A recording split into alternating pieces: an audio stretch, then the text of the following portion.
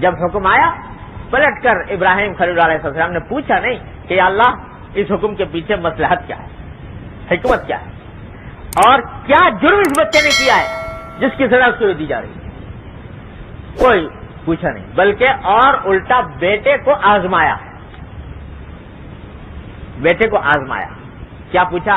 بیٹے سے کہا کہ کیا بنیا انی ارا فی المنام انی اذبحک فانظر ماذا تری, کہ بیٹا میں نے خواب میں دیکھا ہے کہ میں تم کو ذبح کر رہا ہوں, تو بتاؤ کیا خیال ہے تمہارا.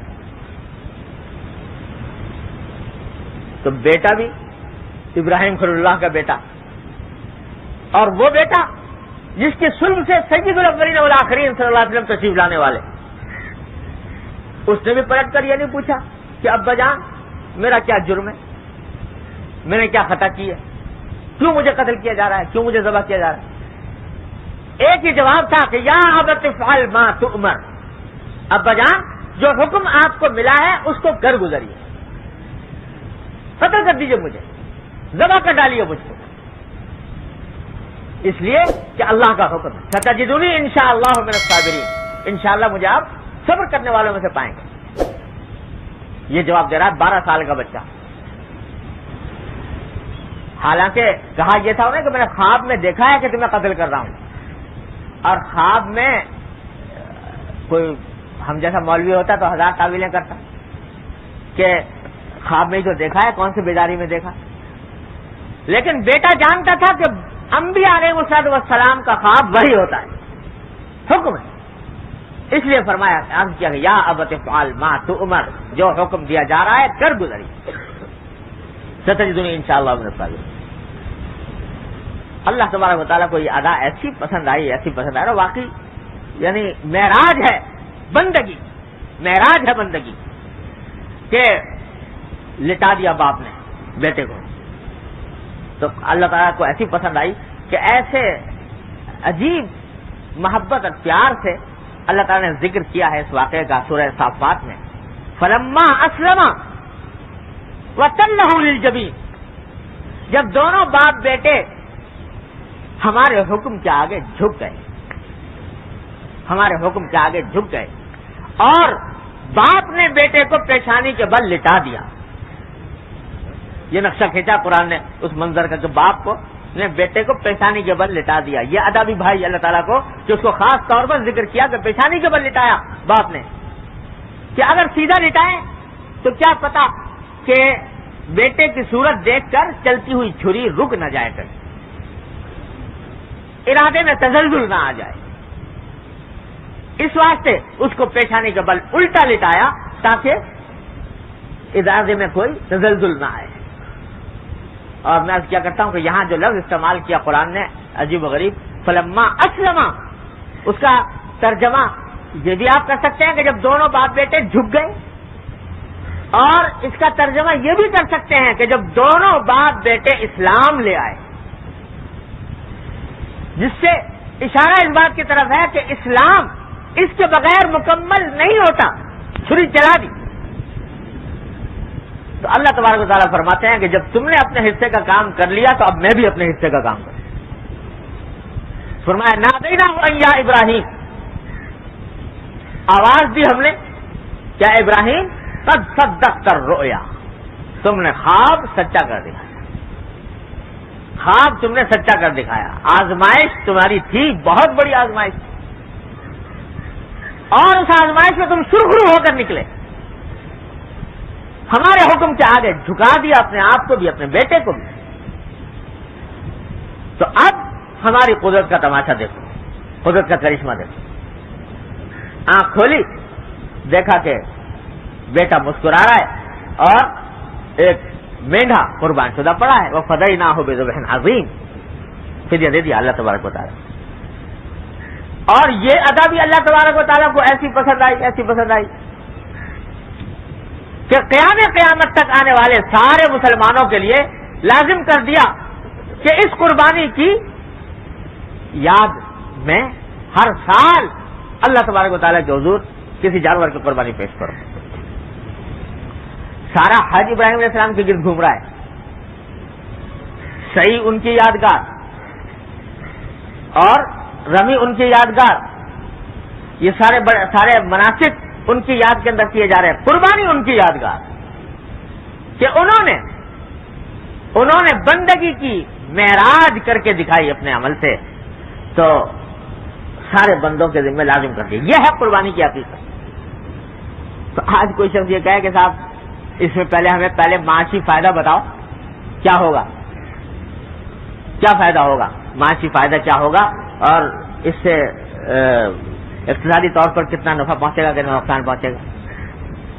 ارے بھائی وہاں تو جان کی پرواہ نہیں ہو رہی، اللہ تعالیٰ کے حکم کے آگے بیٹے کی جان کی پرواہ نہیں ہو رہی، اور تم کہتے ہو کہ پہلے پیسے کا فائدہ دکھاؤ تو ہم قربانی کریں ورنہ نہ کریں. تو سارا فلسفہ ہی قربانی کا اس ذہنیت کے خلاف ہے. اسی ذہنیت کو تو مٹانا ہے، اسی ذہنیت کو تو ختم کرنا ہے کہ آدمی اللہ کے حکم کے اندر معاشی فوائد تلاش کرے، اقتصادی فوائد تلاش کرے. وہ تو حکم ہے اللہ کا، اس کو بجا لانا ہے، چاہے کوئی فائدہ نظر آ رہا ہو یا نہ نظر آ رہا ہو. اس مقصد کے تحت یہ قربانی ہمارے آپ کے ذمہ لازم کی گئی ہے، اور اس سے یہ سکھایا جا رہا ہے کہ اللہ تبارک و تعالیٰ کے احکام پر اپنے جذبات کو قربان کرنا ہے، اپنے مال کو قربان کرنا ہے، اپنی جان کو قربان کرنا ہے. جان دی ہوئی اسی کی تھی. حق تو یہ ہے کہ حق ادا نہ ہوا. حق تو اللہ تبارک و تعالیٰ کے آگے جان دے کر بھی ادا نہیں ہوتا. تو اس کے بجائے ہم تو سے تھوڑا سا مال مانگ رہے ہیں کہ یہ قربان کر دو ہمارے لیے. یہ جذبہ جب تک انسان کے اندر پیدا نہیں ہوتا، یاد رکھو کبھی انسان بن نہیں سکتا. جب تک اللہ کی اطاعت کا جذبہ پیدا نہ ہو اس وقت تک انسان بن ہی نہیں سکتا. اور یہ دنیا بدعنوانیوں، جرائم، ظلم و ستم کا جہنم بنی رہے گی جب تک کہ انسان اللہ تبارک و تعالیٰ کا فرما بردار بندہ ہو کر زندگی نہ گزارے. اس واسطے یہ قربانی فرض کی گئی ہے. تو بھائی یہ ہے اس قربانی کا پس منظر جو آنے والی ہے انشاءاللہ چند روز کے اندر. اب اللہ تعالیٰ فرماتے ہیں کہ آج ہمیں کوئی عمل اتنا پسند نہیں جتنا اس قربانی کے اندر خون بہانا ہمیں پسند ہے.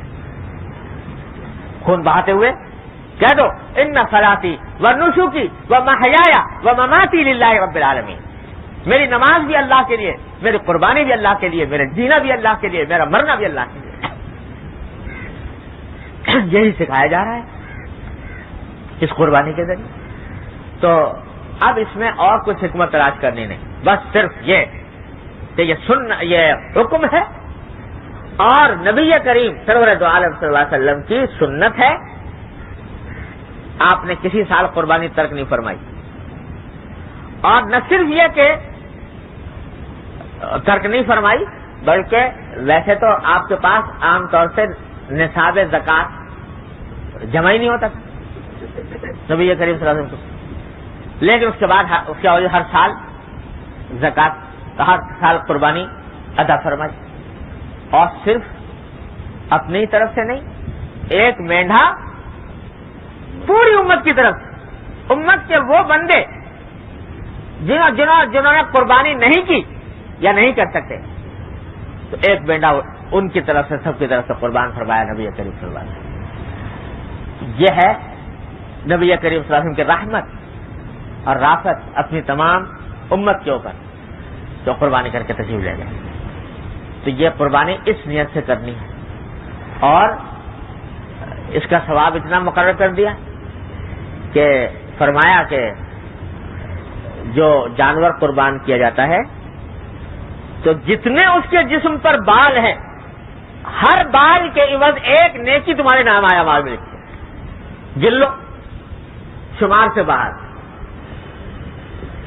باہر ہیں بال، تو بے شمار نیکیاں اس کے اندر لکھی جا رہی ہیں اس قربانی کے اندر.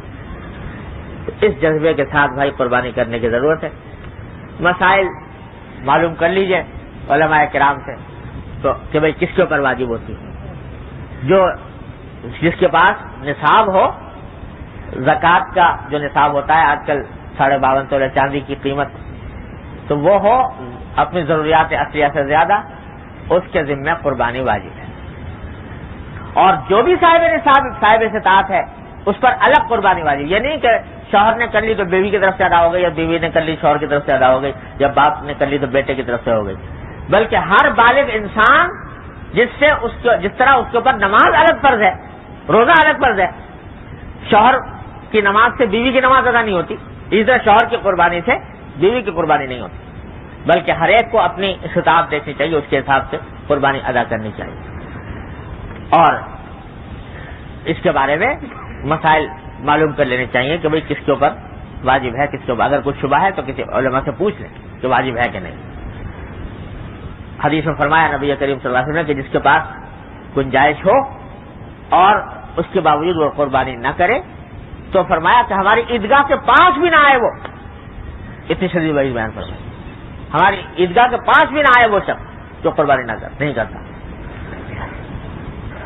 اور آج کل ایک غلط فہمی لوگوں میں پھیل گئی ہے، پتہ نہیں کیسے پھیل گئی، لیکن کثرت سے لوگ پوچھتے رہتے ہیں جس سے پتہ چلتا ہے کہ پھیلی ہوئی بہت ہے. بعض لوگ یہ کہتے ہیں کہ صاحب ہم نے اپنی طرف سے تو نہیں کی قربانی، لیکن حضور اقدس صلی اللہ علیہ وسلم کی طرف سے کر لی، یا آپ نے کسی مرحوم ماں باپ کی طرف سے کر لی. تو اس کا مطلب یہ ہوا کہ واجب تو ادا کیا نہیں اور نفل کر لیا. بھائی ایک آدمی کے ذمے ایک قربانی ہے واجب، اس کے بعد اگر کوئی کرنا چاہے نفلی ہے، وہ نفلی اپنی طرف سے کرے، کسی اور کی طرف سے کرے، حضور اقدس صلی اللہ علیہ وسلم کی طرف سے کرے، بڑے ثواب کی بات ہے. لیکن اپنی واجب تو کرے نہیں اور کسی اور کی طرف سے کر لے تو ایسا ہے جیسے فرض تو پڑھا نہیں اور نفلیں پڑھے جا رہا ہے.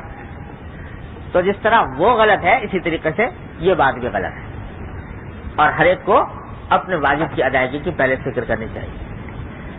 یہ ہے جناب کچھ تھوڑے بہت اس کے احکام نہ معلوم ہو تو علماء سے معلوم کر لینے چاہیے، لیکن جو اصل بات اس سب کے پیچھے ہے وہ میں نے پہلے عرض کر دی کہ اللہ تبارک و تعالی ہمارے اندر اطاعت کا جذبہ پیدا کرنا چاہتے ہیں، اور اسی کا ایک شعار ہے یہ قربانی، اسی کی ایک علامت ہے یہ قربانی کہ ان صلاتی و نسکی و محیایا و مماتی للہ رب العالمین، للہ رب العالمین. ہمارے حضرت کی بات یاد آ گئی، اسی پر ختم کرتا ہوں. ہمارے حضرت ڈاکٹر صاحب صلی اللہ تعالیٰ سے فرمایا کرتے تھے اللہ تعالیٰ کے درجات بلند فرمایا. فرماتے تھے بھائی دیکھو صبح کو جب اٹھو اور دن شروع کرنے والے ہو تو فجر کی نماز کے بعد ایک مرتبہ اپنے دل میں یہ ارادہ کر لو، نیت کر لو، کیا کہ آج کے دن جو کام کروں گا اللہ کے لیے کروں گا. ان صلاتی و نسکی و محیایا و مماتی للہ رب العالمین. کیا مانا کہ عبادت کروں گا تو اللہ کے لیے کروں گا، روزی کماؤں گا تو اللہ کے لیے کماؤں گا، یعنی اس لیے کماؤں گا کہ اللہ نے مجھے اس کا حکم دیا ہے، میرے ذمہ کچھ حقوق واجب کیے ہیں، ان حقوق کی ادائیگی کے لیے کماؤں گا. کھانا کھاؤں گا تو اللہ کے لیے کھاؤں گا، اس واسطے کہ اللہ تبارک و تعالیٰ نے نفس کا حق رکھا ہے، اس نفس کا حق ادا کرنے کے لیے کھاؤں گا. غرض جو کام کروں گا اللہ کی رضا کی خاطر کروں گا، اللہ کے حکم کی تعمیل میں کروں گا، محمد سرکار دو عالم صلی اللہ علیہ وسلم کی سنت کی اتباع میں کروں گا. یہ نیت کر لو صبح کو، کہتے سارے اعمال کے بارے میں یہ نیت کر ڈالو، ہر کام اللہ کے لیے ہوگا. اور مومن اگر کرنا چاہے تو واقعتاً اس کی زندگی کا کوئی کام ایسا نہیں ہے جو اللہ کی رضا کے لیے اور عبادت نہ بن جائے اگر نیت صحیح کر لے انسان کو. یہ نیت کر لو، اور جب صبح کو یہ نیت کر لی نماز کے بعد ذرا سا ذہن پر زور ڈال کے کیا کیا کام میں کرنے والا ہوں ان سب میں نیت درست کر لو اللہ تبارک و تعالیٰ کے لیے کرنے. تو فرماتے ہیں سارا دن تمہارا عبادت بن گیا، انشاءاللہ سارا دن عبادت بن گیا. وقت پر استحضار ہو جائے سبحان اللہ، نہ ہو تو شروع میں جو نیت کر لی تھی انشاءاللہ وہ سارا دن کام دے گی، سارا دن کام دے گی. تو روزانہ یہ کام کر لیا کرو، کہ صبح کو بیٹھ کے اللہ تبارک و تعالیٰ سے عہد و پیمان کر لو، ان صلاتی و نسکی و محیا و مماتی للہ رب العالمین، للہ رب العالمین، اچھی طریقے سے ذہن میں کر لو. انشاءاللہ پوری زندگی تمہاری عبادت بن گئی، سارا دن عبادت بن گیا، ہر کام عبادت بن گیا. تو یہ جو قربانی کے وقت میں ہم دعا پڑھتے ہیں نصراتی و نسکی، یہ صرف قربانی کے وقت میں نہیں، ہمارے فرماتے ہیں ہر روز پڑھو، اس واسطے کہ روز اسی دعا کے اندر کہا ہے نا کہ میرا مرنا جینا سب اللہ کے لیے ہے. تو جینا اللہ کے لیے کیسے ہوا؟ جینا اللہ کے لیے اسی طرح ہوا کہ جینے کے اندر جتنے کام کیے جا رہے ہیں وہ سب اللہ کی رضا کے خاطر انجام دیے جائیں. یہ صبح کو نیت کر لیا کرو. تو یہ کر لو تو انشاءاللہ قربانی کی جو فائدہ ہے اور اس سے جو اصل مقصود ہے انشاءاللہ تعالیٰ عطا فرما دیں گے ساری زندگی کے اندر. تو اللہ تعالیٰ اپنے رحمت سے، اپنے فضل و کرم سے ہم سب کو اس کی حقیقت سمجھنے کی توفیق عطا فرمائے، اس پر عمل کی توفیق عطا فرمائے.